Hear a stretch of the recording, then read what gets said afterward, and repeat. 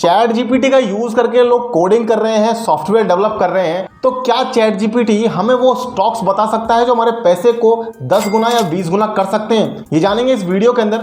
Video को start करते हैं गाइस, चलते हैं सीधे मेरे लैपटॉप की स्क्रीन पर और हम पूछेंगे चैट जीपीटी से कुछ ऐसे सवाल जो हमारी इन्वेस्टमेंट में हेल्प कर सकते हैं और हमें कुछ पेनी स्टॉक्स भी सजेस्ट कर सकते हैं। तो चलते हैं मेरे लैपटॉप की स्क्रीन पर, सीधे देखते हैं क्या चैट जीपीटी हमें रिप्लाई करता है।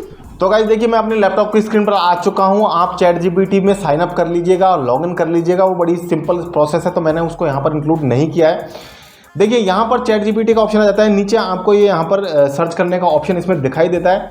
इस पर हम चलते हैं और पूछते हैं चैट जीपीटी से। तो सबसे पहले हम पूछते हैं कि भाई chat GPT sir, penny stocks तो हमें बता देंगे, लेकिन पेनी स्टॉक से पहले आप ये तो बताओ कि हमें डीमेट अकाउंट कहाँ बनाना है, क्योंकि डीमेट अकाउंट बिना बनाए तो हम पेनी स्टॉक्स में इन्वेस्टमेंट भी नहीं कर सकते हैं।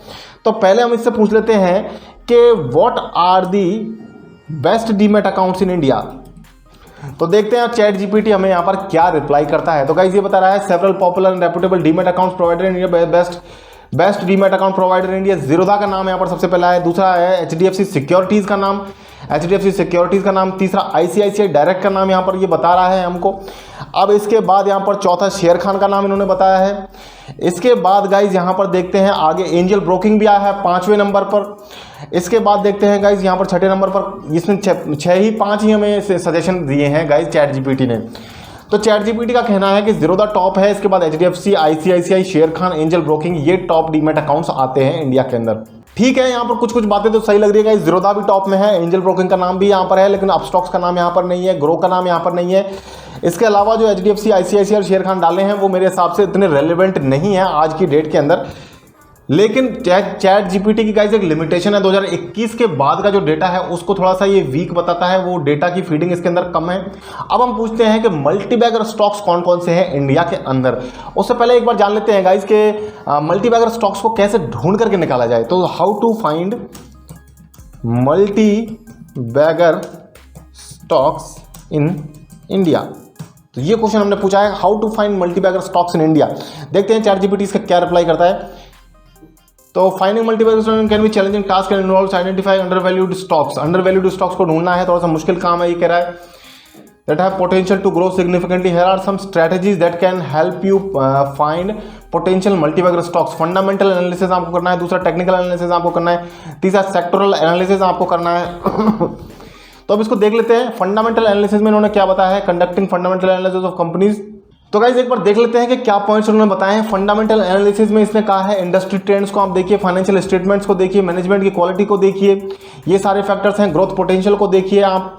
इसके बाद टेक्निकल एनालिसिस उन्होंने बताया है, जिसमें बताया है प्राइस पैटर्न्स को आप आइडेंटिफाई करिए, स्टॉक्स के शॉर्ट टर्म ग्रोथ पोटेंशियल है या नहीं वहाँ पर। ये इसके बाद उन्होंने बताया कि ट्रेडर्स के लिए, ये ट्रेडर्स और शॉर्ट टर्म इन्वेस्टर्स के लिए ये टेक्निकल एनालिसिस जो है वो काफी यूजफुल होता है। सेक्टर एनालिसिस बताया, सेक्टर एनालिसिस में उन्होंने identify sectors that likely to grow in future and investing in companies with in those sectors can help you identify potential multibaggers. तो ये बात बिल्कुल सही बात बताइए गाइस, जो सेक्टर्स आपको फ्यूचर में अच्छे ग्रोथ पोटेंशियल जहां पर मिलती हैं, उन्हीं सेक्टर्स के अंदर मल्टीबैगर स्टॉक्स भी आपको मिलते हैं। इसके बाद न्यूज़ एंड इवेंट्स का भी इसने बताया। इसके बाद इन्होंने बताया कि सीक प्रोफेशनल एडवाइस। तो गाइस काफ़ी चीज़ें यहाँ पर चैट जीपीटी ने बिल्कुल सही यहाँ पर बताई है हमें। अब हम पूछते हैं कि विच पेनी स्टॉक्स